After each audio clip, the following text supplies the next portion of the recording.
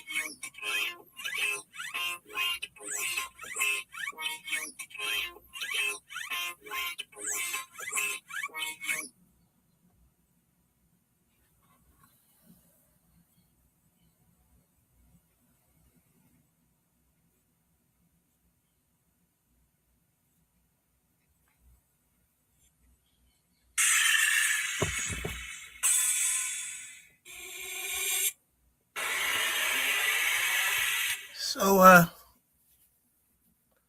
we will start off this show by having some silence, and this is for victims, perpetrators, and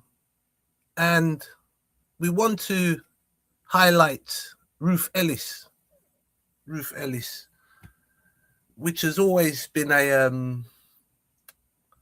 story, right, that would be shown on TV, and it's up there with being one of the most injustices in UK legal history.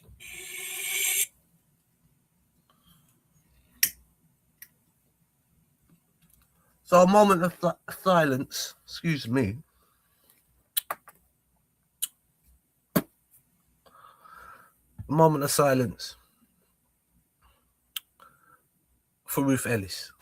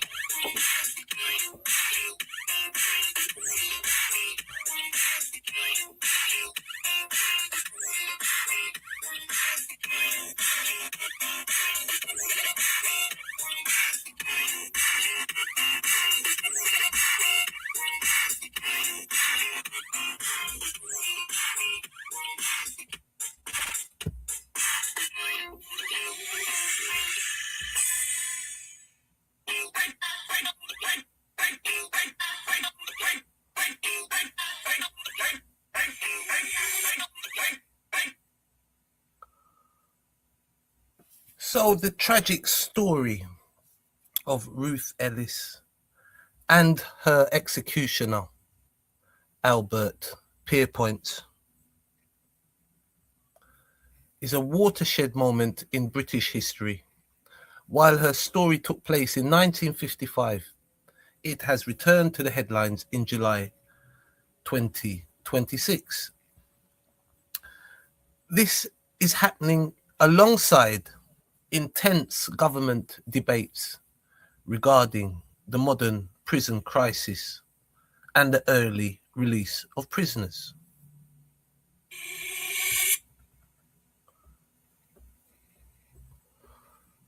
So we have Ruth Ellis. It's fair to say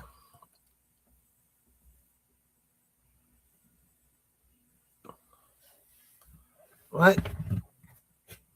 Is it the way people dress now, or for myself,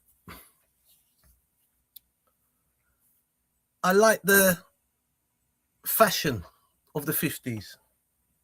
Okay, I like it.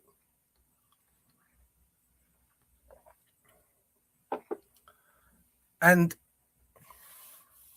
may I be a bit facetious?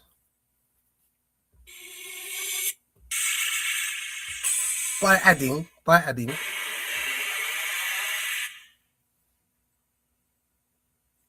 the women look good. Back in the day, they're shaped nice, right? Now we know looks is not everything, right? But it's fair to say Ruth Ellis was an attractive 28-year-old nightclub hostess and single mother living in London. She was trapped in a volatile, deeply abusive relationship with a racing driver named David Blakely. On Easter Sunday in April 1955,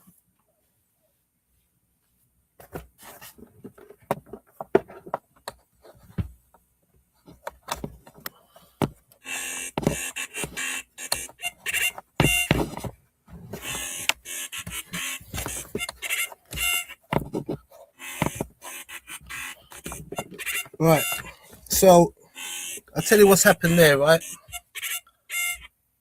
Ruth,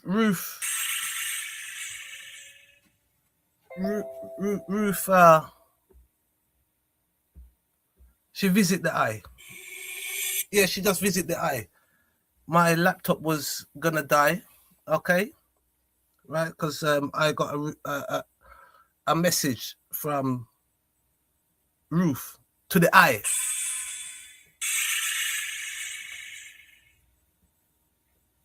Okay. So we also see that she was a single mother. Okay, single mother. Providing for her son or daughter, whilst being trapped in a volatile, deeply abusive relationship with David Blakely. So, to be fair,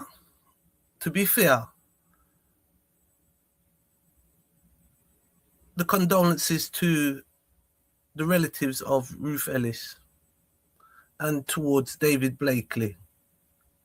Okay?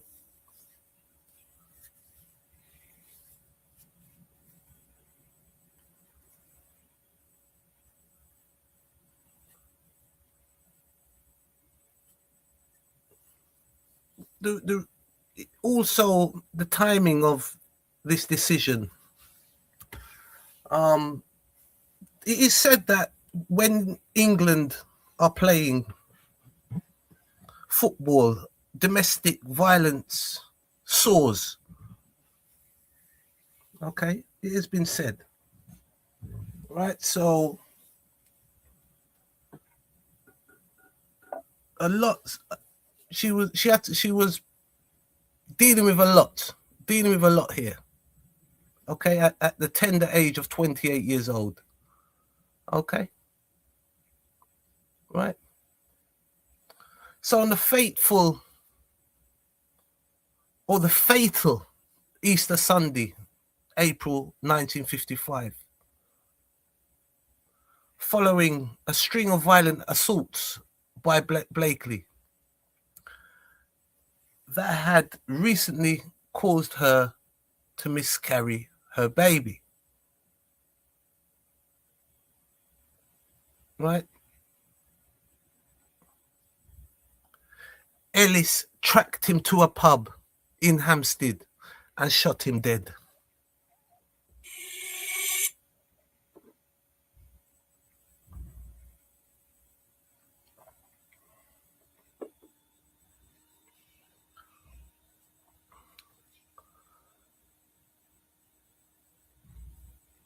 What tragic circumstances. What tragic circumstances. Okay. I've never felt comfortable with men that beat their partner. I don't know. I can't say I know that many, but I know a few. And no matter what you're telling to stop, you even have to be careful to get yourself involved, right? Because they would turn on you. Both of them would turn on you. That said, no excuse for such behavior. But it goes on. It goes on in this country. So it's fair to say, yes, some other individuals behave in certain ways, but the UK, you may find, have some of the most serious crimes committed. And I'm talking about in across the world. Right? Right, so we're back in 1950s, just after the war. Okay? The good times. For some. At her trial, the law left no room for nuance. The judge explicitly instructed the jury to disregard her history of being abused. When asked what she intended to do, Ellis calmly replied, "It's obvious when I shot him, I intended to kill him."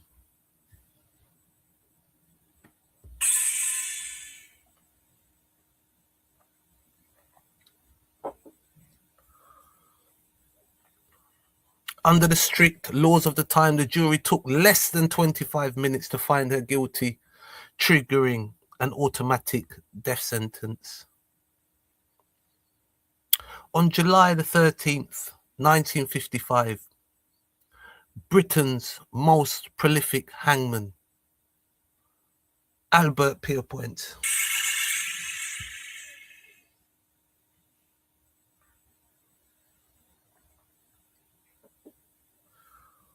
walked into Ellis' cell at Holloway Prison.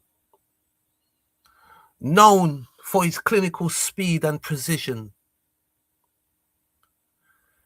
Peirepoint executed her in a matter of seconds.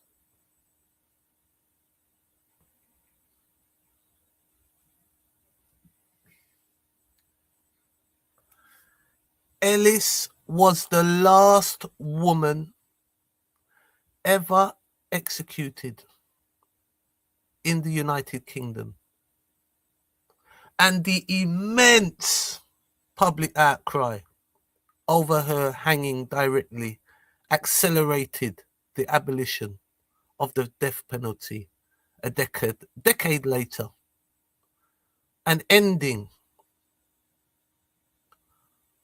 an infamous reign of Albert Peirepoint.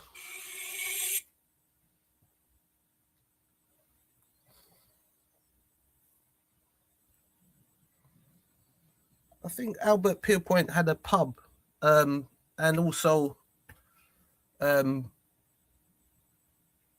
Peirepoint has long passed away.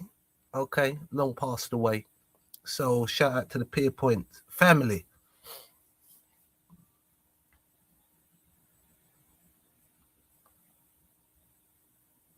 Now,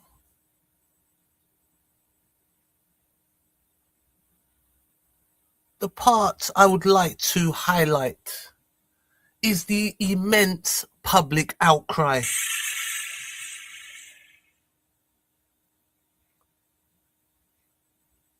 And it's fair to say that is a traditional British way.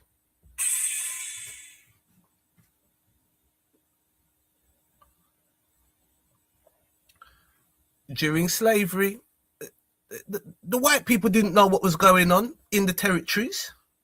When they found out, they were very upset.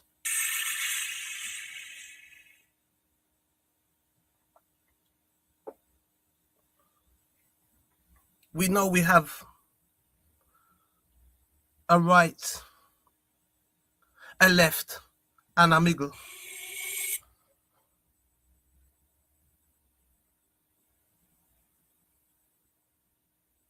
And all three areas are covered in the UK. Are covered. Right?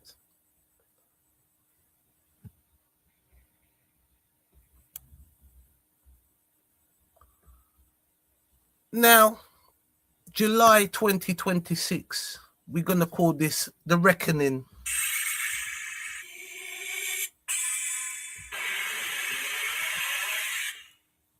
Fast forward to July the 8th, 2026, following a decades-long campaign by her grandchildren, King Charles III granted Ruth Ellis a posthumous conditional pardon.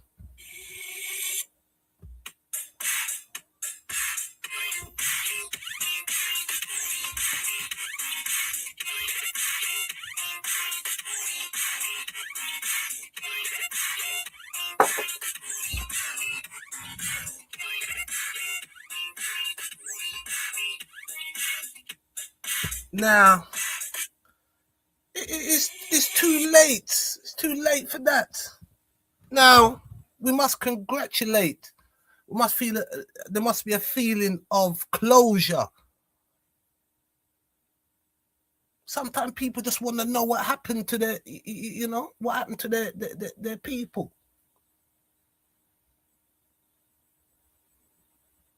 And they must be given that. They must be given that choice. Closure.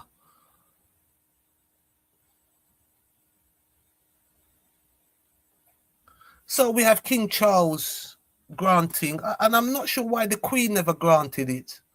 And I'm not sure why it's taken so long. Okay. It's fair to say Ruth Ellis was not the only woman that had committed the M word. But she was the only one. She was one hanged.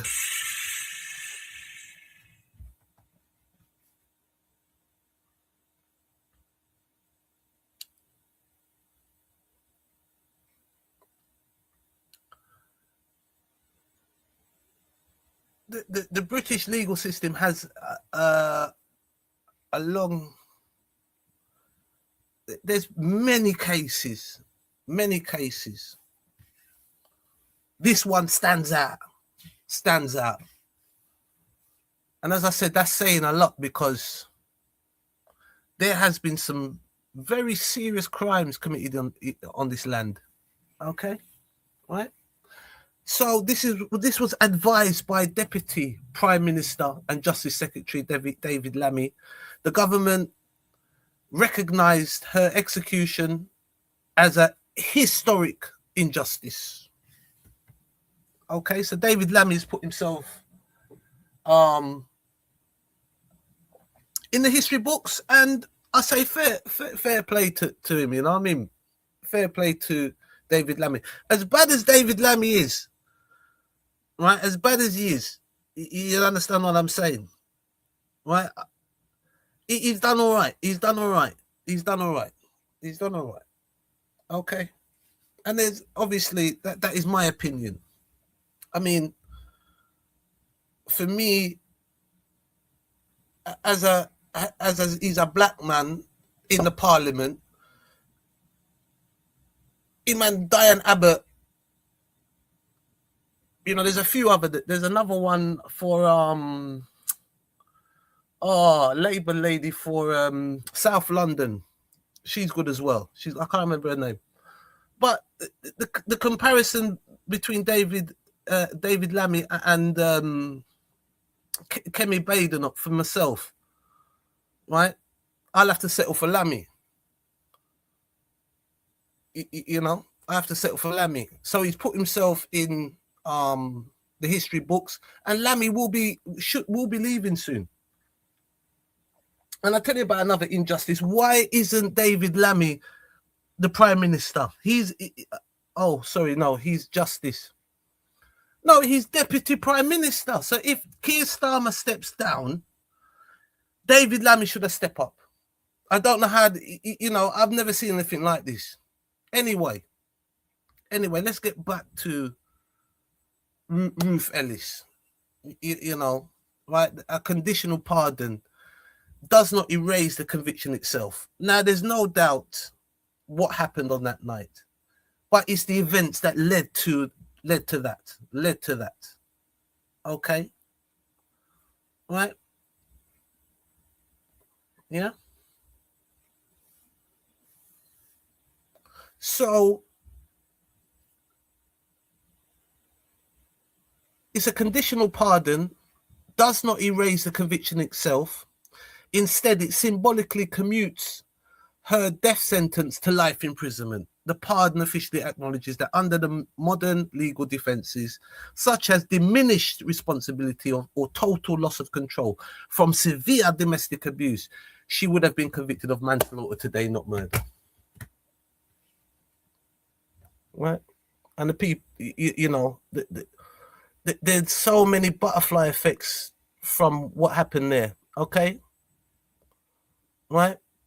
As I said, it's a shocking case, and then it's being made political as well, which doesn't help, you know, and there's many lives, you know, ruined because of that.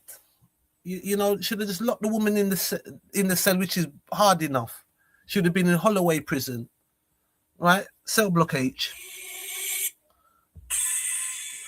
Right, so I mean, honestly, and it will happen again.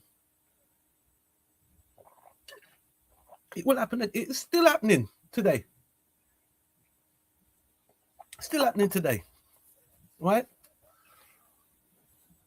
Because now we have a link now to early release of prisoners. Now, a man do his time. Yeah, and he's been rehabilitated. Who am I to say, don't let the man out?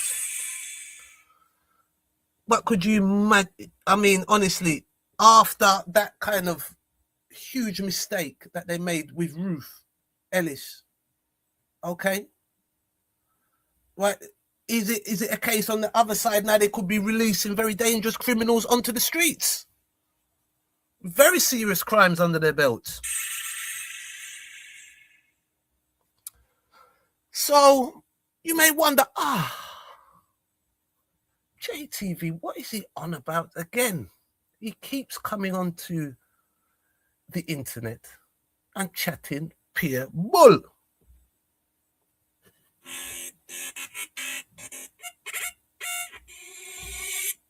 Excuse me while I light my spliff. Rifle.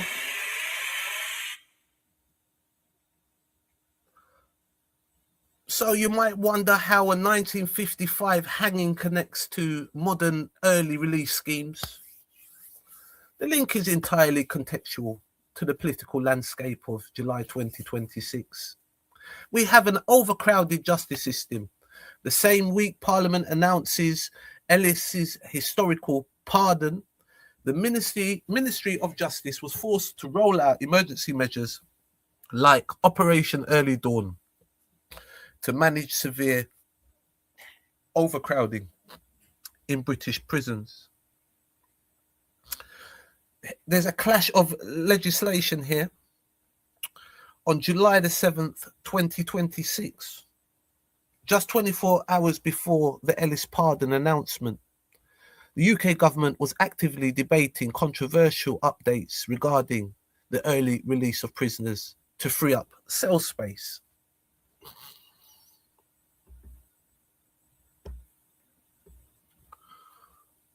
The modern parallel, the convergence of these two events in a new cycle highlighted a system trying to balance its past failures regarding vulnerable inmates with its current desperate need to manage prison capacities.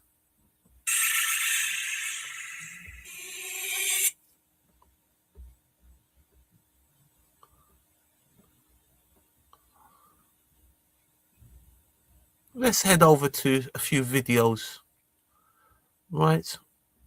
See what we can find here. Right. Okay. All right, so let's have a look at this one. Back in the game as Sharapova is getting ready to serve after winning the second set. She's got that confidence about her, completely in the zone. More than 70 years after she became the last woman to be executed here in the UK, Ruth Ellis has been granted a conditional pardon by the King. The 29-year-old was hanged at London's Holloway prison back in 1955 for the murder of her lover, David Blakely. Her case has attracted attention for decades, inspiring films and documentaries and a recent drama series, with campaigners fighting for her to be seen as a victim of both physical and emotional domestic abuse. Well, joining me now is Ruth's granddaughter, Laura Enston, and Grace Houghton from Mishcon de Rea, the law firm representing the family, which has a long association with the case. Thank you both for joining us here on the UK Tonight. Grace, tell me what this means to you and how long it's taken to get to this point. So I think it means the world to our firm, and also it's been such an honour to act for the family of Ruth Ellis. Obviously, Victor Mishcon, he sought to secure a last-minute reprieve for Ruth Ellis at the 11th hour and was unsuccessful. And so it's just an honour that we've been able to try to finish that job of Victor Mishcon. And I think he'd be really proud of us today. And he would just be so thrilled that we've been able to secure justice for Ruth Ellis, even though it's 70 years too late. And I'll come back to what conditional means in a minute, because I think you're the best person to explain that for us. But Laura, to you, playing devil's advocate a little bit here, people will say, look, 71 years after, why does it matter? But I know it matters to you because of the effect it's had on generations of your family. 100%. You know, the ripple effect is still being felt today. And I think, you know, the why now question is ultimately, as a society, we have a much better understanding about the long-term impact of domestic abuse and coercive control. And, you know, ultimately, I think we're ready to have that conversation. You know, 5-10 years ago, you know, and definitely not in 1955, did we recognise, you know, the impacts and ultimately what Ruth had gone through. You know, she had been abused by every significant man in her life. It started with her father, then her husband, and then David Blakely. You know, just at the time of the shooting, she'd just suffered a miscarriage. She'd been badly beaten. And all this evidence was there. It was all in the archives. It was all there. But ultimately, there was no appetite to save her. And ultimately, you know, this cast a long shadow over my family. You know, when Ruth died, you know, she had 2 children, and my uncle who was 10, and my mother who was 3. And, you know, you can't even begin to imagine what those 2 children must have gone through. And ultimately, you know, those 2 led, you know, I think, you know, when that death sentence was handed out, the clock was started on their lives too. You know, my uncle took his life. My mum led a life of chaos. She died when she was 50. And, you know, she was, I think now through a sort of a modern day lens, we understand that actually my mum didn't have the capacity to be the mother that, you know, that we needed her to be. I'm really sad to hear that, because you end up being a victim in all this as well through nothing you've done, nothing your mother or uncle did either. And it's interesting, this point, Laura, isn't it? Seeing it retrospectively with modern eyes made all the difference, in the same way that we now understand things like generational trauma being passed down as well. Absolutely. You know, when you look at how Ruth behaved on the stand in 1955, you know, she was very cold, very shut down, ultimately playing up to that sort of cold-blooded killer narrative that was trying to be, you know, created to justify her execution. You look at her now through a modern-day lens and how she behaved. Ultimately, a woman who was not fit to stand trial. You know, she was a very, very traumatized woman. Grace, back to you. Look, you don't need me to tell you people have certain ideas about lawyers, just like they do with journalists. But with Mishcon in particular, was it something that the firm felt it needed to keep pushing at, given that long history with the family? Absolutely. And as soon as we were instructed on this case, it really was, it brought home to us just how important this case was, not only to Ruth's family, and obviously Laura's spoken so eloquently about how important it is to her family, but also for all domestic abuse survivors that have been failed by the courts and the court systems in 1955, before 1955, and still today. Yeah. We still see failings. And I think this case has been a monumental case, and it's been a symbolic case, and the achievements that we've managed to. May I add, I didn't watch any of these videos before playing it. Okay, so my freestyling, yeah, that was all before. I didn't watch this. And you know, I did talk about the left, center, and right. Now, may I put it in a different way? You'll find all kinds of characters, I presume, in England. But I'm saying English people can be the nicest, and then they can be they can be pure evil. Right? Okay. So remember what I was talking about, the public outcry. But even though you have the public outcry, remember you still had the judge, right? Sentencing her to death. So that's just showing you that there was, although there may have been public outcry, there was also another cry out to say she should have hung. To get to today has been essentially a vindication of all of those domestic abuse survivors as well. So it's not just about one woman 70 years ago. It goes much, much further. What, though, is a conditional pardon? Why are the conditions attached to this? So a conditional pardon essentially targets the sentence. It does not target the conviction. So Ruth's conviction for murder is untouched. That was the subject of a Court of Appeal hearing in 2003, which was ultimately unsuccessful because the courts are constrained in what they can consider. So they could only consider whether the conviction was unsafe, as it was in 1955, applying the laws of 1955. A conditional pardon is an acknowledgement that the death sentence should not have been imposed on Ruth, and it essentially commutes that death sentence and substitutes it for a lower sentence, which in this case, as David Lammy said in Parliament today, would have been life imprisonment or less. Laura, final question. Are you satisfied now? Because given what you said, you believe she was entirely innocent. So yes, it's something, but it would have been a life sentence if she was still alive.